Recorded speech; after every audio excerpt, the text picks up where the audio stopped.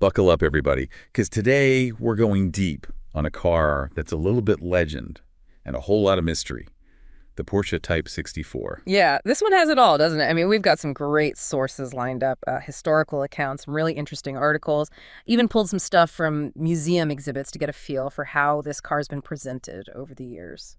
So what's the mission for today's deep dive? Well, for me, it's about peeling back the layers on this car, I mean, where did it come from? What's the real connection to the Porsche name? And how do we even begin to understand its place in history? Because it's complicated, right? It's definitely complicated. So to even start to grasp the Type 64, we kind of have to transport ourselves back to pre-war Germany. Think about it, right? Incredible technological advancement, national pride was surging, but also the rise of the Nazi Party. It's a time of serious contrasts, for sure. And one of the most interesting pieces to me is Hitler's obsession with this idea of a people's car, a car that was affordable for everyone. Right, exactly. And you know who he tapped to design this people's car? Ferdinand Porsche. Brilliant engineer, the man who would eventually give us the Volkswagen Beetle. Oh, wow. So that's where that connection comes in. It all ties together. And here's where it gets really interesting. Porsche was also tasked with designing a completely different car, a sports car this time, for a planned endurance race. Wait, hold on. An endurance race? Yeah. Yeah. From Berlin to Rome. It was going to be this massive spectacle celebrating the new Autobahn system and, the launch of what they were calling the KDF wagon, the Beetle. A race that, as we know, never actually happened. Sadly, no World War II broke out just weeks before it was supposed to start, but the Type 64 had already existed. So what was it like? I mean, paint me a picture of this thing. Okay, so picture this sleek aluminum body, right? Streamlined as anything. Covered wheels to cut down on drag. It had all these aerodynamic features inspired by aircraft technology. This car was built for speed. It sounds incredible. It was. But here's what's wild about it. Even though it looked like something from the future, the Type 64 actually shared a lot of its underpinnings with the Volkswagen Beetle. Same drivetrain suspension. Seriously. Yeah. Porsche was a genius at adapting existing technology and turning it into something completely new. So how fast could this thing actually go? Well, it could hit a top speed of 107 miles per hour, which, might not sound like a lot today, but back in 1939, that was mind-blowing. Yeah, I can imagine. Yeah. Especially for a car designed for a long-distance race. Exactly. But then, as we said, the war broke out. The race was canceled just weeks before it was supposed to happen. The world shifted gears, and those 3 Type 64s, well, their fate became pretty uncertain. Wait, 3? I thought there was only 1 Type 64. What happened to the others? That's a story for another time. It's a tale of survival and, rediscovery. Okay, so you're going to leave me hanging. For now. But trust me, it's worth the wait. All right, I guess you've got me hooked. I can't wait to hear what happened to those other cars. It's really kind of amazing how a car like the Type 64, this beautiful, innovative machine, can be so closely tied to such a dark period in history. Yeah, it really makes you think, doesn't it? About, the complexities of the past and how these things intertwine. Yeah, absolutely. And I think to understand that complexity, we really need to kind of dig into that whole context of Porsche's work in Nazi Germany. We touched on it earlier. He designed the Volkswagen Beetle at Hitler's request. It was meant to be like a showcase of their technological power. It was a huge propaganda piece for the regime. It's wild to me that the same guy who designed this sleek and sporty Type 64 also designed the Beetle. They're such different cars. Right. And that just goes to show how incredibly versatile Porsche was as an engineer. I mean, talk about range. Definitely. But, it's interesting. There's this whole other layer to the story that I think we need to address. Some sources suggest that Porsche might have borrowed some design elements from a Czech car manufacturer called Tatra. Have you heard about that? Oh, yeah, absolutely. There's a lot of debate about it. Some automotive historians argue that the Type 64 bears a pretty strong resemblance to Tatra's T77 model. Really? So maybe the Type 64 isn't as original as we thought. Well, it's hard to say for sure. It's one of those things that's still up for debate. But regardless of those potential influences, the Type 64 definitely has its own unique features that set it apart. I mean, those covered wheels, the streamlined aluminum body, that aerodynamic design, those were revolutionary for the time. I've always been curious about those covered wheels. They look cool, but was there a practical reason for them? I mean, beyond just aesthetics. Oh, yeah, absolutely. Remember, the Type 64 was designed for endurance racing. Minimizing drag was crucial, for speed and fuel efficiency. Think of it like a bird in flight. Smoother shape, less resistance. The covered wheels helped achieve that smooth aerodynamic profile. That's a great way to put it. So it's like those curves weren't just for show. They were all about performance. Exactly. And it wasn't just the covered wheels either. The whole teardrop shape of the rear end was designed to reduce drag. These were pretty advanced concepts for the 1930s, and, they really helped pave the way for the aerodynamic designs we see in sports cars today. It's amazing to think that design principles developed over 80 years ago are still relevant in the modern automotive world. Oh, totally. The Type 64 was a pioneer in that regard. Okay, but there's one design choice that I've always found a little puzzling. The spare tires under the front hood. Doesn't that seem a little odd given the whole emphasis on speed and aerodynamics? It does seem a bit counterintuitive, right? But it makes sense when you consider the context of the time. Tire technology wasn't nearly as advanced back then. Flat tires were a much bigger problem, especially in long-distance races. And the Type 64 was designed for endurance. So having those two spare tires readily available was really a practical necessity. So it was like a trade-off between aerodynamics and practicality. Makes sense when you think about it. Exactly. They had to balance performance with reliability. They wanted a car that could win races, but it also had to be able to finish them. It really highlights how the Type 64 was meant to be this showcase of cutting-edge tech, but also a reliable machine that could go the distance. Exactly. It's a testament to Porsche's brilliance that he managed to achieve both. Okay, so we've talked a lot about the Type 64's origins in Nazi Germany, but there's another connection that's been on my mind. We've mentioned that the Porsche 356, the iconic one, can be seen as a descendant of the Type 64. But how direct is that lineage, really? The Type 64 was designed and built before the war, and the 356 didn't appear until 1948. It's a pretty direct link, actually. Ferry Porsche, Ferdinand's son, he saw the potential in his father's designs, and after the war, he used that surviving Type 64 as a foundation for developing the 356, the T-Cox. It was like a blueprint, a blueprint that was also a fully functioning car. So is it fair to say that the 356 was like a refined, evolved version of the Type 64? Like they took those initial ideas and adapted them for mass production? Exactly. The 356 inherited a lot of those key design elements. The rear engine layout, the focus on lightweight construction, that aerodynamically optimized body.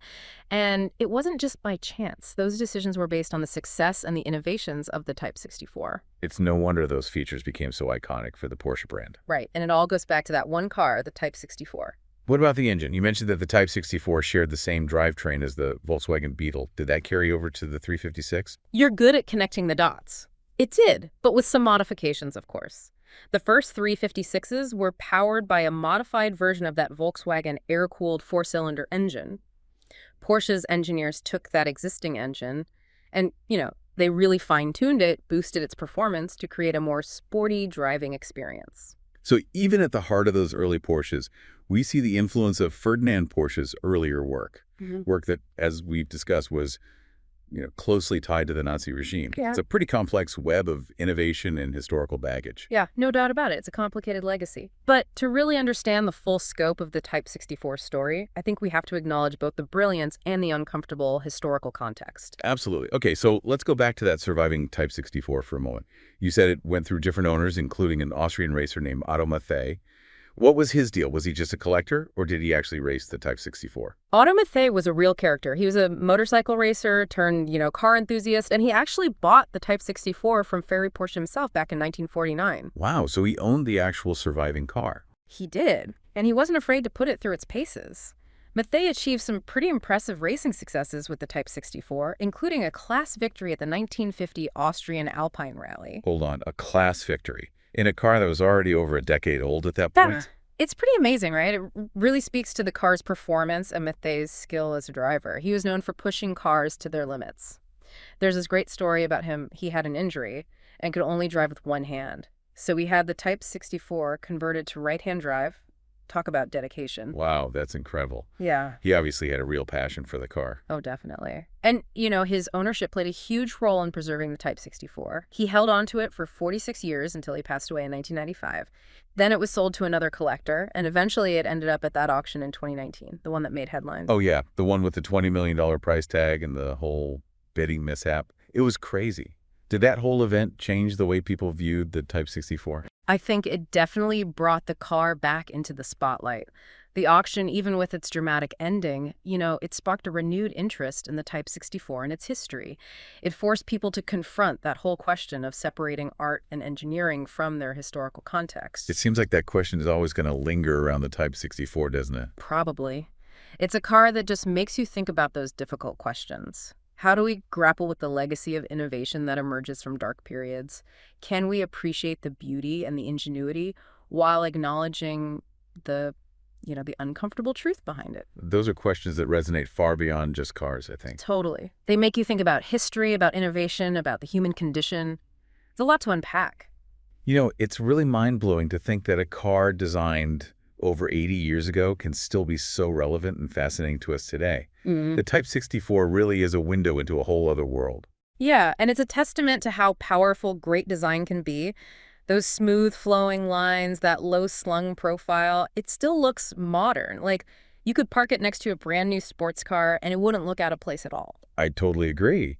Yeah. But those design choices, they weren't just about aesthetics, right? No way! This car was built for endurance racing, remember? Minimizing drag was everything if you wanted to achieve those top speeds and, make the most of your fuel. It was all about efficiency. Those curves, those covered wheels, they weren't just for looks. They were all about going fast. Form follows function. It's amazing to think they were already thinking so much about aerodynamics back in the 1930s. Oh, yeah. The Type 64 was ahead of its time in that regard.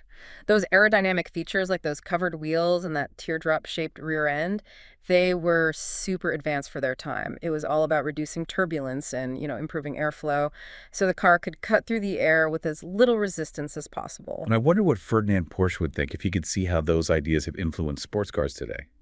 I bet he'd be blown away. I think so, too. The Type 64 was a real pioneer in terms of automotive aerodynamics.